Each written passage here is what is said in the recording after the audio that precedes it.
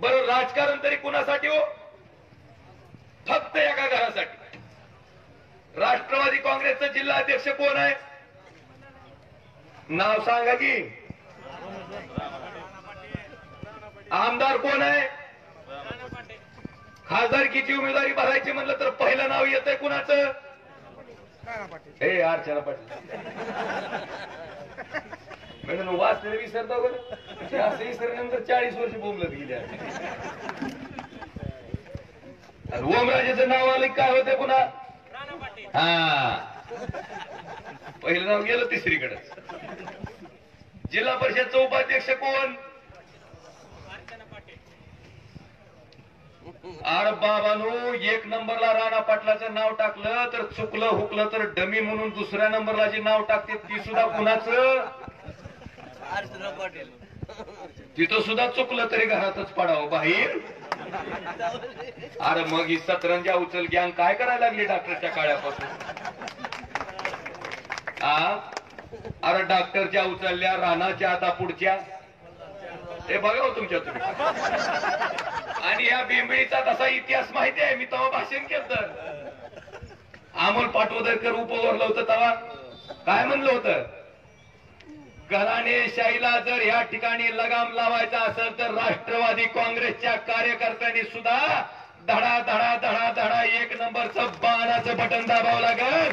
तेव्हा आणि तेव्हाच त्या ठिकाणी तुम्हाला संधी उपलब्ध होईल. मला विचारायचंय, एकही लायकीचा माणूस काय का राष्ट्रवादी काँग्रेसमध्ये काम करणारा आहे का नाही? का फक्त या घरालाच आहे? आणि म्हणून मला आपल्या सगळ्याला विनंती करायची की ह्या पद्धतीनं काम करणारी माणसं एकीकडे आहेत. आणि मी आपल्याला आश्वस्त करू इच्छितो, वचन देतो की मी फार काही मोठं नाही, एक पाणी आणि ह्या भागात जे डॉक्टर आणि राणाने रोजगाराचं नुसतं सांगितलं का नाही? कोण कोण हिंदलं हो? मोपेडचा कारखाना तयार झाल्यावर जे तयार झालेल्या रुग्णावर कोण कोण फिरलं सांगा बरं, हातवर करा. डॉक्टरनं घोषणा केली ती, व्हिडिओ काढला, कुणी गाडी लावली, मोगली एरंड लावून डिझेल टाकून कोण कोण फिरलं, वायनरी लावून वांड्यासारखं कोण कोण हिंडलं, सोलार प्रोजेक्ट टाकायचा म्हणून 2004 पासून आरडत आहे, अजून झाला का? अरे किती सांगचाल, किती फसविचाल, आता सुद्धा अजून येईल बघा, पान भरून जाहीरनामा येईल. अरे लाजा जरा, जीव होतय ते करतो म्हणा. मी फपट पसारा सांगितलं का? एवढं सांगतो की 10 ते 15 हजार युवकांना रोजगार तयार होईल असा एकच प्रकल्प आमचे पक्षप्रमुख उद्धवजी ठाकरे साहेबांना विनंती करून या देशाचे लोकाभिमुख नेतृत्व भाई नरेंद्र मोदीच्या माध्यमातून या जिल्ह्यात आणल्याशिवाय हा ओमराजे त्या ठिकाणी स्वस्थ बसणार नाही, हे वचन सुद्धा तुम्हाला मी आजच्या या सभेच्या माध्यमातून देतो. आणि म्हणून या पद्धतीनं काम करणारे माणसे एकीकडे आहेत आणि दुसऱ्या बाजूला तुमच्याच घरातला एक सदस्य म्हणून, तुमच्याच कुटुंबातला एक सदस्य म्हणून त्या ठिकाणी काम करणारा, तुमच्या घरातल्या कुटुंबाच्या सदस्याप्रमाणे काम करणारा ओमराजे दुसरीकडे आहे.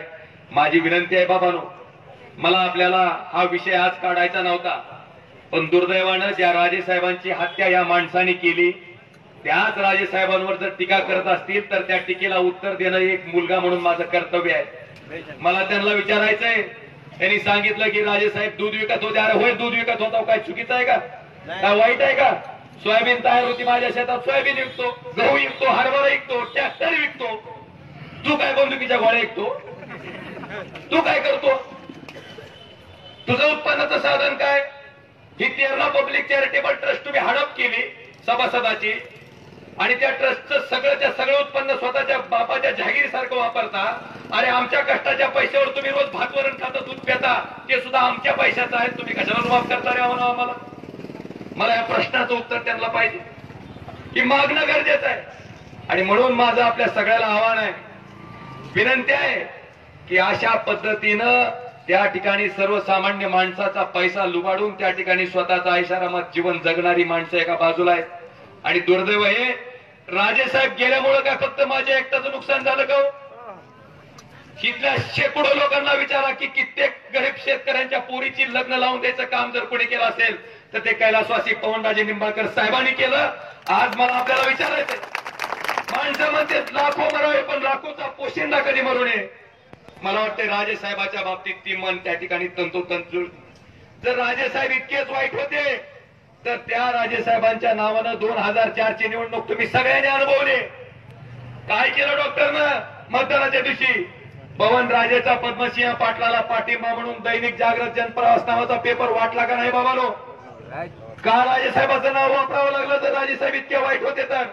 आणि ते नाव वापरून मागितलेल्या मताच्या भिकेवर हे भिकारी 484 मतांना आमदार झालं. लक्षात आलं की आता एक पवन राजे आहेत, ते जर असते तर आपलं राजकारण चालू शकत नाही.